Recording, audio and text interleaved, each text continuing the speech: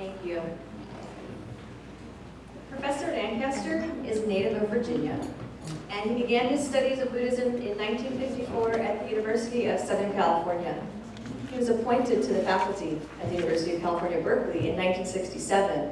1 year later, he completed his doctorate in Buddhist studies at the University of Wisconsin, and he was the first PhD in that program at the University of Wisconsin. He taught for 33 years at Berkeley and served 5 years as chair of the Department of Oriental Languages, now called the Department of East Asian Languages and Culture. In 1972, he led the effort to establish a PhD program at Berkeley and served as head graduate advisor until his retirement in 2000. His students have gone on to become major figures in the field at campuses such as Harvard, Chicago, Stanford, UCLA, Washington, UC Santa Barbara in the United States, and Seoul National University of Korea, Dongkuk University in Thailand, as well as Chulalongkorn University in Thailand, and National University of Taiwan, and Fogan University. He provided leadership for the founding of the University of the West in Roseville, California, and has served as a faculty member since 1991. In 2004 through 2006, he was president of the campus when the campus received full accreditation from the Western Association of Schools and Colleges. His teaching career has often included visiting appointments at campuses in Korea, Japan, China, Hong Kong, Taiwan, and Vietnam, as well as the University of Michigan and Dartmouth in the United States. Giáo sư Lancaster sinh ở tiểu bang Virginia. Ông bắt đầu học Phật năm 1954 tại University of Southern California. Năm 1967 ông được tuyển dụng vào dạy học trường UC Berkeley, và sau đó 1 năm thì ông tốt nghiệp tiến sĩ Phật học ở University of Wisconsin. Chương trình tiến sĩ Phật học ở Đại học Wisconsin là chương trình đầu tiên được mở ra trên nước Mỹ, và giáo sư Lancaster là người đầu tiên nhận văn bằng tiến sĩ này. Ông dạy 33 năm ở UC Berkeley, trong đó 5 năm là khoa trưởng khoa ngôn ngữ và văn hóa Đông Á. Năm 1972, ông vận động mở chương trình tiến sĩ Phật học tại UC Berkeley và phụ trách ban hướng dẫn tiến sĩ luận án cho đến ngày về hưu năm 2000. Nhiều học trò của ông là những giáo sư tên tuổi tại các trường Harvard, Chicago, Stanford, UCLA, Washington, UC Santa Barbara ở Mỹ, Seoul National University of Korea, and Đuốc University ở Nam Hà, Chulalongkorn University ở Thái Lan, và National University of Taiwan và Phú Quang University ở Đài Loan. Riêng tại Viện Đại học University ở trường West Los Angeles, ông là người hướng dẫn để thành lập trường và cũng đã dạy ở đó từ năm 1991 cho tới nay.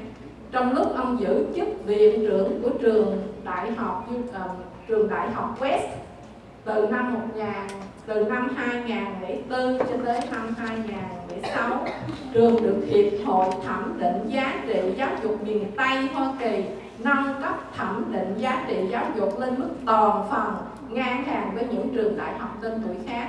Bên cạnh dạy học tại những đại học chính, tiến sĩ Lancaster còn là giáo sư thỉnh giảng cho những trường đại học ở Nam Hàn, Nhật Bản, Trung Quốc, Hồng Kông, Đài Loan và Việt Nam, cũng như cho University of Michigan và Dartmouth College ở Mỹ.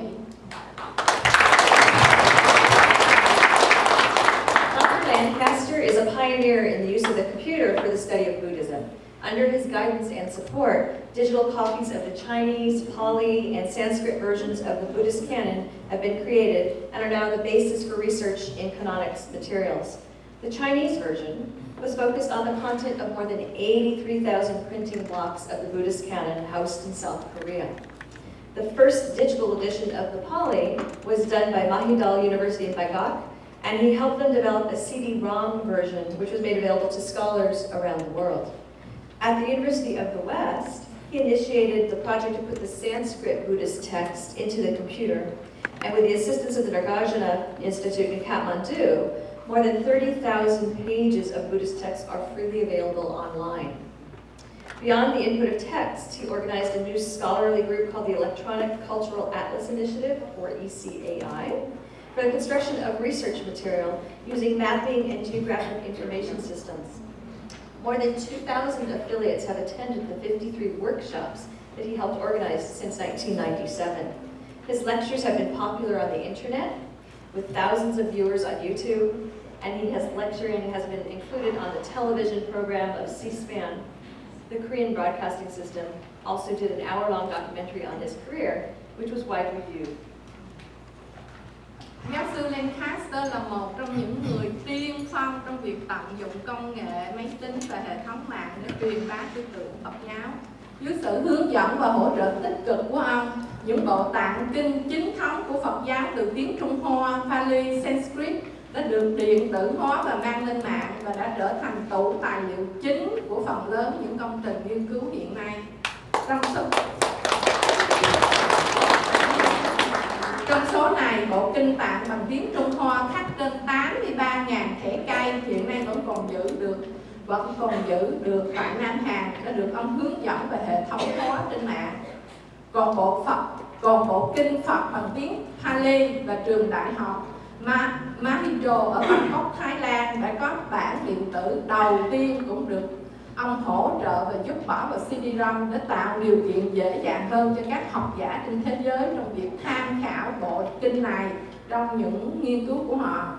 Trong thời gian ông làm việc ở trường University of the West với sự phụ giúp của trường Nagarjuna Institute of Kathmandu, ông đã tải lên mạng hơn 30.000 trang sách Phật học bằng tiếng Sanskrit. Ngoài việc điện tử hóa kinh Phật, giáo sư Lancaster cũng đã vận động thành lập nhóm nghiên cứu ECAI, Electronic Cultural Atlas Initiative, để xây dựng hệ thống tài liệu nghiên cứu trên bản đồ sử dụng kỹ thuật thông tin địa lý. Từ năm 1997 cho đến nay, ông đã tổ chức được 53 buổi hội thảo và thu hút được hơn 2.000 hội viên cho nhóm này. Những bài thuyết trình của ông về đề tài này đã thu hút được nhiều ngàn người vào xem YouTube và cũng được cho lên chương trình truyền hình C-SPAN. Tập tài liệu dài các tiếng đồng hồ về sự nghiệp của ông do hệ thống truyền hình Nam Hàn thực hiện và phát hành cũng đã được số lớn người tìm coi và được chiếu ngay cả trên hệ thống truyền hình cáp của Đại Hàn.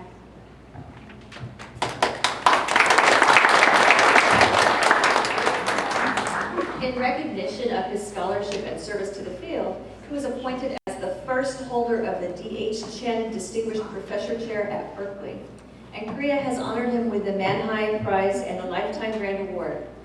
Vietnam Buddhist University gave him an honorary doctorate, and the Institute of Buddhist Studies in Berkeley has also given him its highest honor, the President's Award. A group of his graduate students also prepared a volume of papers in order to acknowledge his teaching and mentoring over the years. In his 83rd year, he remains active in research and teaching. He has taught at Fogan University in Taiwan, University of Hong Kong, and University of the West this past year. In addition, he took a group of graduate students to the Mekong River Delta to visit ancient seaports associated with the spread of Buddhism. This work is for his current research on the construction of an atlas of maritime Buddhism in collaboration with the University of New South Wales in Sydney and City University of Hong Kong. Lectures have been given at conferences and seminars in the United States, Japan, Korea, China, Hong Kong, Thailand, Taiwan, London, Paris, and Vietnam over the past year. Để tuyên dương những công trình nghiên cứu và sự phục vụ tích cực của giáo sư Lancaster cho ngành ông phụ trách, Đại học UC Berkeley bổ nhiệm ông vào chức vụ D.H. Chen Distinguished Professorship Chair. Ông là người đầu tiên được trao tặng giải thưởng này của trường. Tại Nam Hàn, giáo sư Lancaster đã được vinh danh với giải Manhai Prize và giải Grand Award trọn đời từ dòng thiền Phật giáo Hàn Quốc. Đại học Phật giáo Việt Nam phong ông hàm tiến sĩ danh dự về Phật học và Viện Phật học Berkeley tặng ông giải thưởng tối cao nhất của họ. Ngoài ra một nhóm học trò cũ của ông cũng đang sửa soạn cho ra đời một tập tài liệu về ông để tỏ lòng biết ơn sự dạy dỗ và hướng dẫn của ông. Mặc dầu bây giờ Lancaster 83 tuổi,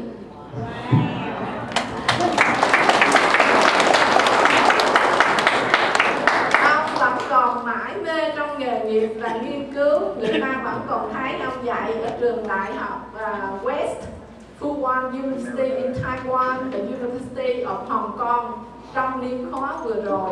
Đặc biệt, ông vừa dẫn một nhóm nghiên cứu sinh đi đồng bằng sông Cửu Long thăm những hải cảng cổ xưa nơi Phật giáo một thời phồn thịnh. Công việc nghiên cứu này là một phần của công trình nghiên cứu của ông trong việc dựng lên một hệ thống Atlas of Maritime Buddhism với sự hợp tác của University of New South Wales in Sydney and City University of Hong Kong. Trong năm vừa qua, giáo sư Lancaster đã tổ chức thuyết trình về công trình này tại Hoa Kỳ, Nhật Bản, Nam Hàn, Trung Quốc, Hồng Kông, Thái Lan, Đài Bắc, London, Ba Lê và Việt Nam.